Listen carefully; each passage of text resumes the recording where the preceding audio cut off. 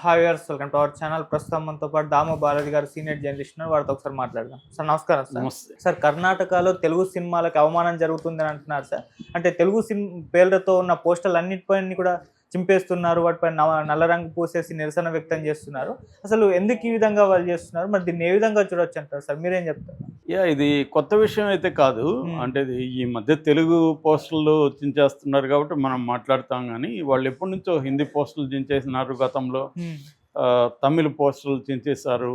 ఇవి ఎప్పటి నుంచో జరుగుతుంది. ఎందుకంటే కర్ణాటకలో బెంగళూరులో నేను 1997 నుంచి ఒక 3 ఏళ్ళు ఉన్నాను, 2010 నుంచి ఒక 3 ఏళ్ళు ఉన్నాను. మొత్తం 6 ఏళ్ళు నేను బెంగళూరులో ఉన్నాను. నాకు కన్నడ బాగా వచ్చు, చదవడం రాయడం అంతా కూడా ట్రాన్స్లేట్ కూడా చేశాను నేను. కాబట్టి నేను చూశాను ప్రత్యక్షంగా కూడా. అక్కడ ఏంటంటే కర్ణాటక రక్షణ వేదిక అనేది వెరీ పాపులర్ అనమాట. దాదాపు 12,000 బ్రాంచీలు ఎంతో ఉన్నాయి 30 జిల్లాల్లో. దాదాపు 60 లక్షల మంది సభ్యులు ఉండేవాళ్ళు. అది కూడా ఈ మధ్య చీలింది. ఒకటి నారాయణ గౌడ ఫ్యాక్షను అట్లాగా చీలిందనమాట. సో ప్రధానంగా వాళ్ళు ఈ కన్నడ పరిరక్షణ ఉద్యమం అనేది చేస్తుంటారు. బేసిక్గా ఏంటంటే బెంగళూరు కావచ్చు లేకపోతే కర్ణాటకలో కన్నడ భాష సంస్కృతి వీటి మీద వేరే భాషల పెత్తనం అనేది బలంగా ఉంది అక్కడ. ఫర్ ఎగ్జాంపుల్ బెంగళూరులో నాన్ కన్నడిగా పాపులేషనే ఎక్కువ ఉంటుంది. సినిమాలు కూడా నాన్ కన్నడ సినిమాలే ఎక్కువ రిలీజ్ అవుతుంటాయి అక్కడ ఆయా లాంగ్వేజ్లో. అందువల్ల వాళ్ళు ఏంటంటే ప్రొటెక్షనిజం, కన్నడాన్ని కాపాడాలి అన్న ఇది అక్కడ బలంగా ఉంటుంది. అందుకనే సందుకు వీధి వీధికి కన్నడ యువకుల సంఘ బోర్డులు దర్శనమిస్తుంటాయి మనకి ఇక్కడ తెలుగు యువకుల సంఘం బోర్డు ఎక్కడ కనబడదు కదా, కానీ అక్కడ కన్నడ యువకుల సంఘ అనేది బోర్డు ఉంటుంది.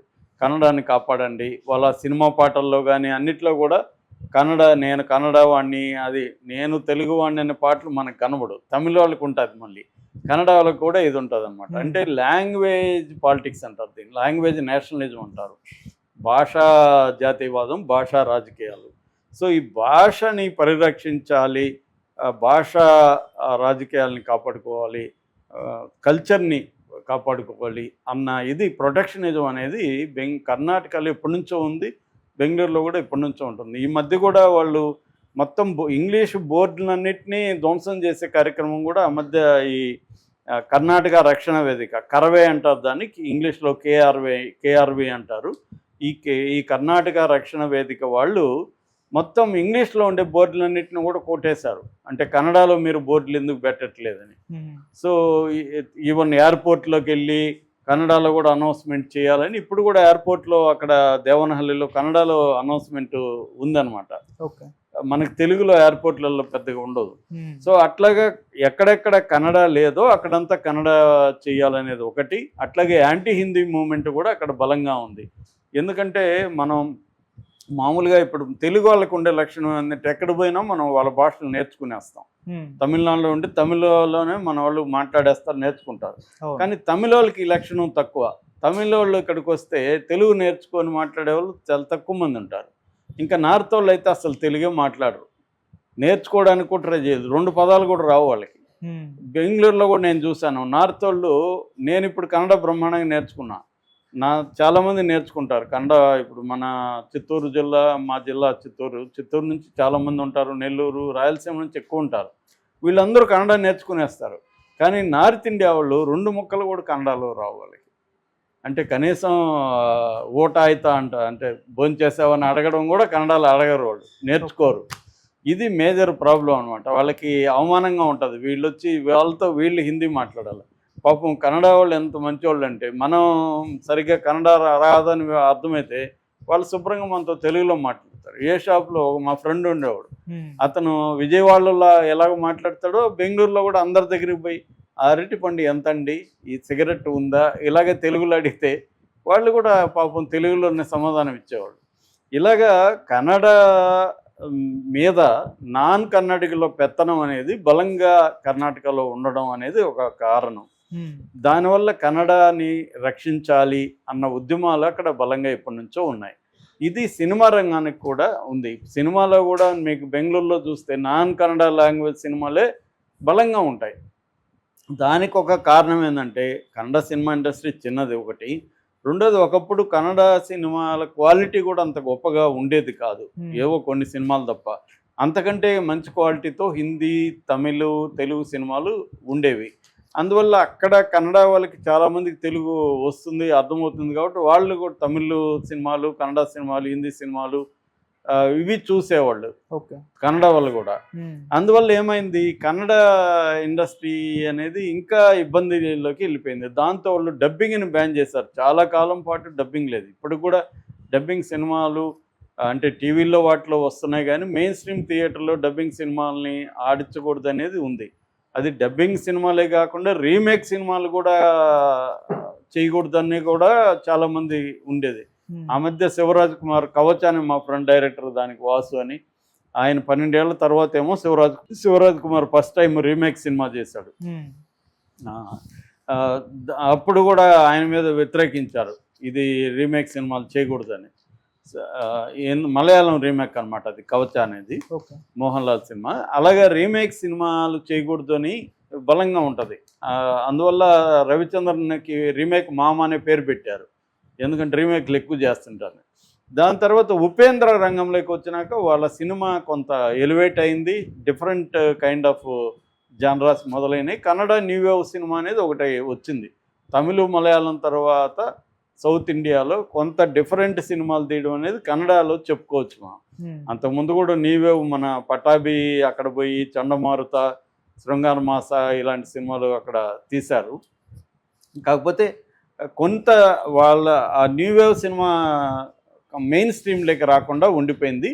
అయితే లేటు ఈ మధ్యకాలంలో ఒక 10 ఏళ్ళ నుంచి మెయిన్ స్ట్రీమ్లో కూడా డిఫరెంట్ సినిమాలు రావడం అనేది మనం చూస్తున్నాం. తర్వాత ఇంకా కేజీఎఫ్లు, కాంతారాలు ఇవన్నీ వచ్చి దేశంలోనే కన్నడ సినిమాని ఎలివేట్ చేశాయి. అయితే ఇప్పటికి కూడా ప్రొటెక్షనిజం అనేది అక్కడ ఉంది. ఎందుకంటే తెలుగు పోస్టర్లు వేసుకొని ఉన్నారని చెప్పి ఇప్పుడు సంక్రాంతి సినిమాలు రిలీజ్ ఉన్నాయి కదా, ఈ డాకు మహారాజు, గేమ్ చేంజర్, ఈ పోస్టర్లు చించేయడం ఇవన్నీ మొన్న మొదలుపెట్టారు. కాకపోతే ఇది ఏదో మన తెలుగుకు వ్యతిరేకంగానే కాదు, కన్నడ వాళ్ళు అన్ని భాషలకు వ్యతిరేకంగా ఇదే పని చేస్తున్నారు.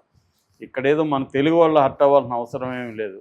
మన తెలుగుకి ఏదో అన్యాయం జరిగిపోతున్నట్టు మన మీడియా చెప్తుంది, కానీ ఇక్కడ తెలుగుకి ఏం అన్యాయం జరగలేదు. వాళ్ళని మనం అర్థం చేసుకోవాలి, వాళ్ళ ప్రొటెక్షనిజాన్ని మనం అర్థం చేసుకోవాలి. ఇప్పుడు ఎందుకు ప్రొటెక్షనిజం ఉంటుంది, వాళ్ళ ఉనికికే ప్రమాదం వచ్చినప్పుడు వాళ్ళు ప్రొటెక్షనిజం అని ఉంటుంది. ఇప్పుడు ఎందుకు ట్రంప్ విదేశీ వస్తువుల ఇంపోర్ట్ల మీద నేను ట్యాక్స్లు వేస్తానని చెప్తున్నాడు, అక్కడ అమెరికాలో ఉండే మ్యానుఫ్యాక్చరింగ్ సెక్టర్ ఇబ్బంది పడుతుంది, అది రూయిన్ అయిపోతుంది అని చెప్పి ఆయన ప్రధానంగా చైనా గూడ్స్ ఎక్కువ ఉన్నాయి కాబట్టి చైనా వాళ్ళ మీద 100%, ఇటు మెక్సికో సరుకుల మీద 100%, మిగతా వాటి మీద 20%, అలాగే నేను ట్యాక్స్లు ఇంపోజ్ చేస్తానని అంటున్నాడు. That is called protectionism. అంటే వాళ్ళ దీన్ని ప్రొటెక్ట్ చేసుకోవాలంటే విదేశీ వస్తువుల్ని తగ్గించాలి. ఇదే లాజికే కర్ణాటక కూడా వర్తిస్తుంది. కల్చరల్ ప్రొటెక్షనిజం అని చెప్పచ్చు ఇది. వాళ్ళ లాంగ్వేజ్ని, వాళ్ళ కల్చర్ని ప్రొటెక్ట్ చేసుకోవడానికి. రెండోది, నువ్వు బెంగళూరులో వచ్చేసి, కర్ణాటకలో వచ్చేసి హిందీ ఇంపోజిషను, హిందీలోనే బోర్డులు ఉంటాయి, ఇంగ్లీష్లోనే బోర్డులు ఉంటాయి, కన్నడలో ఉండకపోతే ఎలాగా అన్నది వాళ్ళకి ఇది. వాళ్ళేమో ఇంగ్లీష్కి వ్యతిరేకం కాదు, కానీ వాళ్ళ లాంగ్వేజ్ని పరిరక్షించాలి, వాళ్ళ సంస్కృతిని పరిరక్షించాలి, అక్కడ స్థానికులకు ఉద్యోగాలు ఇవ్వాలి. ఇలాంటి అనేక డిమాండ్లతో నేను చెప్పిన కర్ణాటక రక్షణ వేదిక లాంటి అనేక సంస్థలు, ఇది పెద్ద సంస్థ, ఇలాంటివి చాలా ఉన్నాయి కన్నడ ప్రొటెక్షన్ కోసం ఏర్పడిన సంస్థలు. వీళ్ళు అక్కడ అనేక సంవత్సరాల నుంచి, ఇప్పుడు కన్నడ రక్షణ వేదిక నాకు తెలిసి ఎప్పటి నుంచో ఉంది, 2012 ఆ ప్రాంతంలోనే చాలా ఉద్యమాలు వీళ్ళు చేశారు. వాటాల్ నాగరాజ్ అని ఆయన చాలా పాపులర్ అనమాట కన్నడ ఈ రక్షణ వేదికకి సంబంధించి.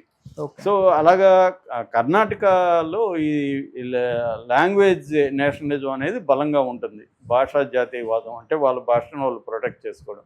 ఈ తమిళ్లో కూడా మనం బలంగానే చూస్తాం. తెలుగులో మనకి తక్కువ అది.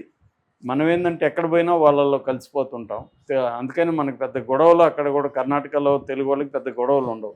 అదే తమిళ వాళ్ళకి, కర్ణాటక వాళ్ళకి ఎక్కువ ఉంటాయి. దానికి ఒక కారణం కావేరీ వాటర్ కావచ్చు. రెండో కారణం తమిళ వాళ్ళు కన్నడ నేర్చుకొని కన్నడ వాళ్ళతో కలిసిపోవడం అనేది తక్కువ. వాళ్ళు సపరేట్గా ఉంటారు. తెలుగు వాళ్ళు అట్టే కాదు, కన్నడ నేర్చుకొని కన్నడ వాళ్ళతో కలిసిపోతారు అన్నమాట.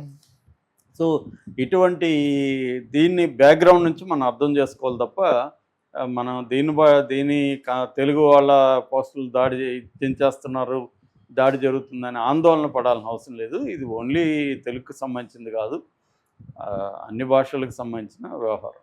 Okay sir, thank you so much.